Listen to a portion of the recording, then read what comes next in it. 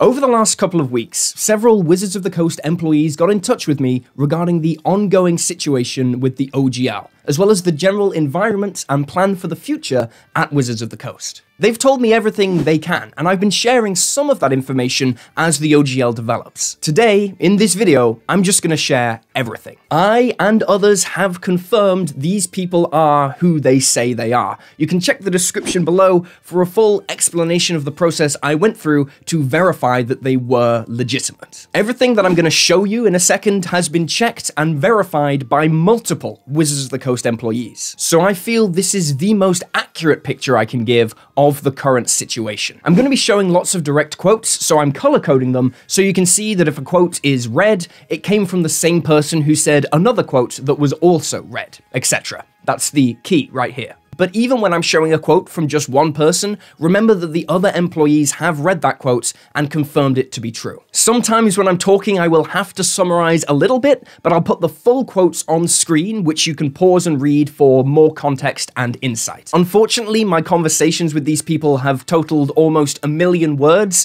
and I can't literally read aloud all of it. I've also asked all these people, and will ask anyone who gets in touch with me in the future, to go straight to Linda Kodega, the journalist who broke this news story on Gizmodo. I know many of them are already speaking with Linda, and Linda is the person who's going to be handling everything from here. Lastly, I'm going to be reading direct from a script from here on out, rather than my usual talk to camera with some notes on the side. That's because this entire script was checked and verified by employees and lawyers, and if I don't read it exactly down to the word, that entire process would be pointless. Much worse, if I speak more casually, I might accidentally misrepresent something that someone has risked their jobs to tell us and then to verify. Okay, let's start at the beginning. To break this situation down, why there's a new OGL and the future plan for D&D, we gotta talk about this guy, Chris Kao. Chris Kao is reportedly the guy who is pulling the strings behind all of this. He is the VP of D&D Digital and has, by his own words, been masterminding the future of D&D in the digital age. Kao made the case that the future of D&D is digital play, and all investment should be made purely in that direction. But to do this, he reckoned there were a couple of problems. Firstly, WotC needs to get hold of numerous high-quality engineers with experience in D&D, and secondly, according to Kao, the biggest threat to this digital future was D&D Beyond. So what did Wizards do? Well, they bought D&D Beyond, solving both problems in one. But here's the twist. Apparently, Chris Kao was surprised by this move. He didn't really have plans for D&D Beyond. He already had teams working on a competitor to Beyond. And here's another problem. Kao allegedly still doesn't like D&D Beyond. In fact, there was an internal communication at this time with the mission statement of destroy D&D Beyond. This comment was expanded on by someone who worked regularly with Kao, who went on to add, WotC executives wanted to kill Foundry, Hero Forge, Roll20, and any other potential rivals. Kao and Stutzman had a prototype that did many of the same things as D&D Beyond, and wanted to destroy D&D Beyond both pre- and post-acquisition. Well, Chris, if that was your mission, it's actually kind of happened in a funny way, right? See, Kao's plan for the future of D&D is a digital play system in Unreal Engine. This is the stuff we've seen trailers for, we know this. This will completely change Dungeons & Dragons. Forget everything you think you know about the game. Apparently, their plan is for physical books to become more like treasured collectibles. Sure, you'll be able to buy them, but they're not really going to be the focus at all anymore. Kao's background is in digital gaming, something he apparently brings up in almost every meeting he has. Dude is very proud of the digital gaming background. To quote one employee on his plans, yes, there was, and still are, plans for the Unreal Engine system to include numerous in-app payments to generate revenue. This again got confirmed on the digital side, and I got a full breakdown of the aims for this upcoming VTT. Chris wants to end all homebrew on D&D Beyond for the free tiers. No more free homebrew. He also believes people should pay much more at both the Master and Hero tiers. They want groups to be able to play without a DM, and individual players to be able to play without a group. The aim is a situation where you can purchase a single module, plug and play in their VTT, which will not exist on D&D Beyond. They also want way more regular content, coming out monthly, like Redacted said, replacing the current system of quarterly books. I want to note here that no free homebrew has been directly contradicted and refuted by the D&D Beyond Twitter account. I don't know if that means they've changed their minds at Wizards based on the negative response to the leaks, or that these employees I've chatted to weren't informed of a recent change on homebrew that was made at the executive level. But back to the actual product. Think tile sets, virtual miniatures, apparel, armor, weapons, and spell customizations. In addition to cosmetics and customizations, they'd have tailor-made adventures designed for the new virtual tabletop that have scenario or encounter-based DM assistance, likely what's been referred to in other leaks as AI DMs. Anyway, let's talk about the plans for money in this VTT. You're going to be pushed to buy cosmetics. Cosmetics for your character, attacks, spells, abilities, all those animations will have microtransactions, and it's going to be a subscription-based source. The highest tier that gets you the regular content drops you can plug in and play will be $30 a month. This $30 figure has also been contested by D&D Beyond on Twitter, although everyone I spoke to who was close to the D&D Sandcastle team, that's the internal team making the VTT, gave that exact number. But bear in mind that this VTT is going to be its own thing, so Wizards could truthfully say, we're never going to make a $30 D&D Beyond tier, but this VTT isn't D&D Beyond, so that might not be the guarantee that they are implying. So that's the plan, anyway. But Chris Ko's digital future has threats, and that's where the real point of the OGL comes in. These are the real aims of the OGL. 1. Apparently, WotC and Hasbro are struggling to legally remove third-party pirate sites, like 5e tools from the internet. The original OGL just gives these sites too much flexibility. Secondly, quote, they were really worried about the proliferation of mobile apps for D&D, and the current OGL allows for them. Rather than make sure the official version of the OGL is the best for the community, it's really there to provide a basis upon which to take legal action against others, including VTTs. This tracks a lot with WotC's proposed OGL 1.2, where they're aiming to stop VTTs from creating spell animations, etc.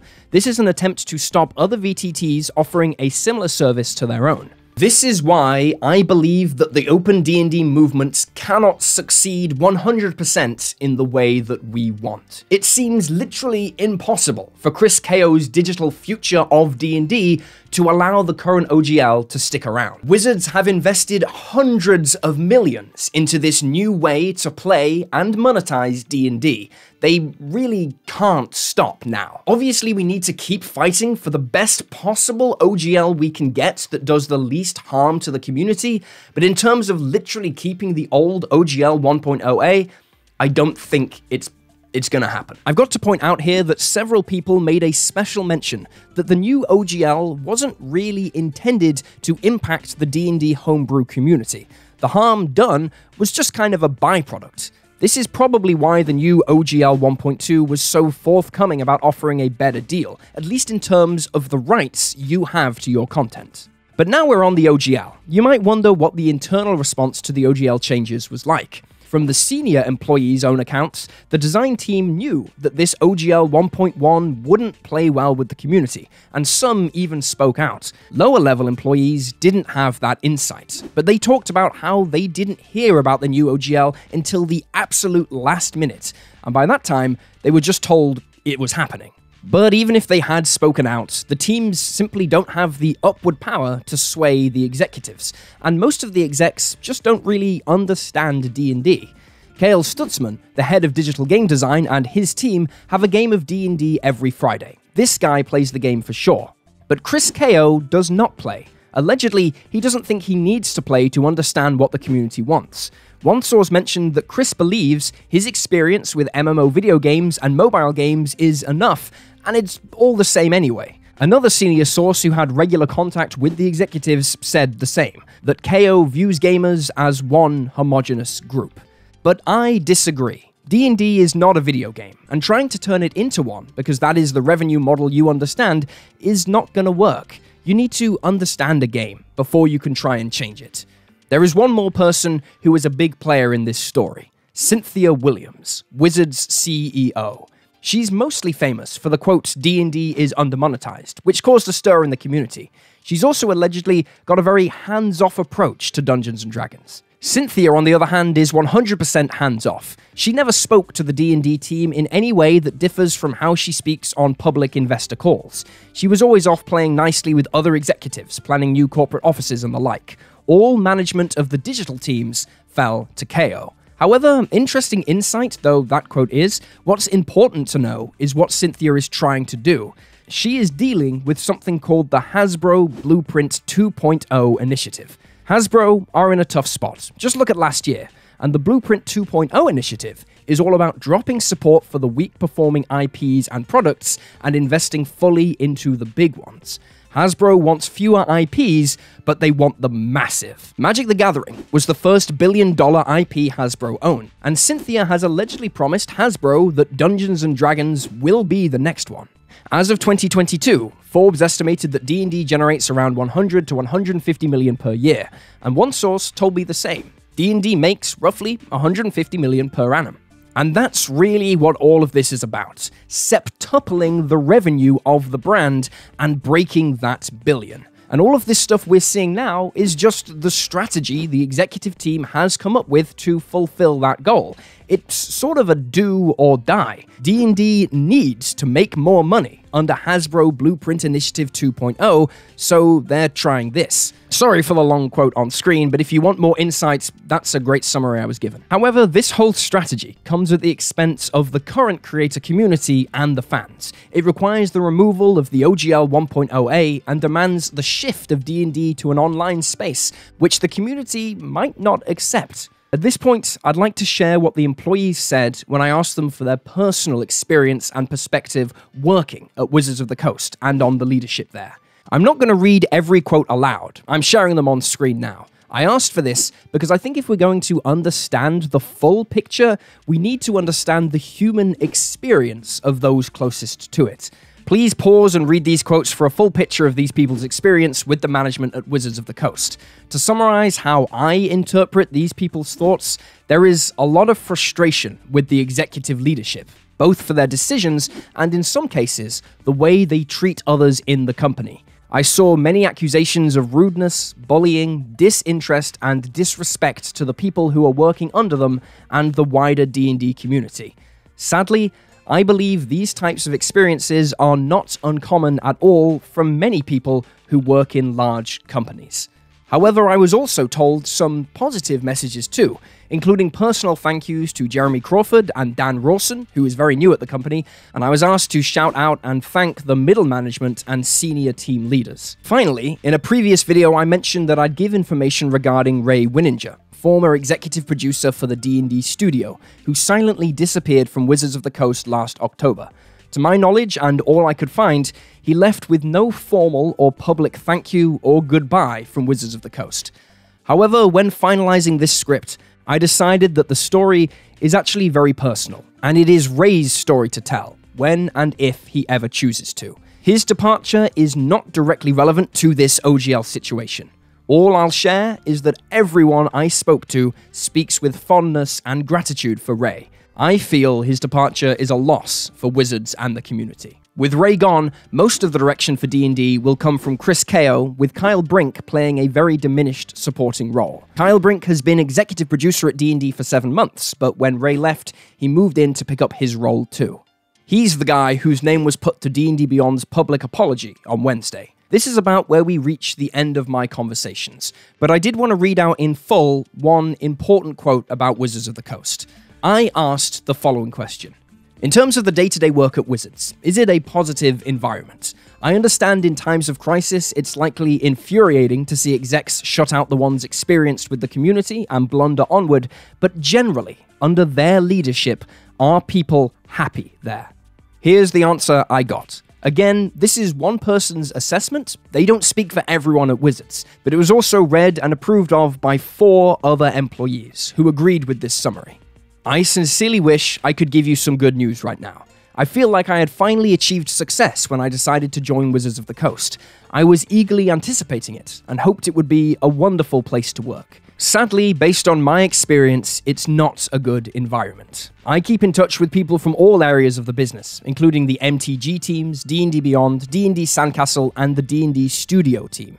Even though the executive leadership claims to care about people, they repeatedly show that they only see people as resources to be used and disposed of when they are no longer useful. Employees have secret groups set up in Microsoft Teams. I had to ask what that was. It's apparently the internal tool for communication that WotC uses to discuss things where information can't make it back to HR or the executives. That's not behavior that happens in a happy office. People are overworked and underappreciated. Some fear for their jobs. So in my experience, no, the atmosphere isn't happy in general. And that's everything I was told, but I'd like to add a few important notes at the end. Firstly, I believe these employees came forward to me because I have a large reach online, and they were familiar enough with my content and me to trust that I would keep their identities safe. But the impression I really got when we spoke, especially when we spoke face to face, was that they really wanted me and you to understand that they are also unhappy with what is going on. The main message was that they are on our side, and this wasn't their doing. The design team are kept very visible and public as a part of D&D, but they don't have any say on this OGL situation. Mostly, talking to these people made me sad. It should be obvious from their quotes that these employees at least are not happy at Wizards of the Coast. The more we spoke, the more I really felt their frustration and hopelessness. The D&D community is also not happy right now. Creators are terrified for their livelihoods. They're not happy either. I'm just so sorry that it's come down to this, that tens of thousands of people have been negatively affected by only a handful of people in positions of power. Secondly, though, I don't believe that D&D will die. Even if D&D at Wizards of the Coast crumbles with constant bad executive decisions, your games of D&D will continue. You can play your home games and have fun no matter what. I'd obviously rather have a successful, happy Wizards of the Coast who have a great relationship with their community and their fans, but if that isn't possible and they just tear themselves apart by being jerks, I do think the game will still survive. But yeah, there's nothing left for me to tell you. I promised the people who came forward that I'd share what they told me safely, and I have done. Promise kept. I'm finished. I hope the information gives you some more perspective on the internal workings at Wizards of the Coast, and at least insight into how some employees are feeling about this situation. At very least, it shows this whole thing isn't black and white. The OGL has a lot of people really angry and upset, but as you can see, at least some of the employees at Wizards of the Coast are on the community's side. Anything else I get is getting passed straight to Linda Kodega, so keep your eyes on Gizmodo for any more breaking news. And I think that's everything. See ya.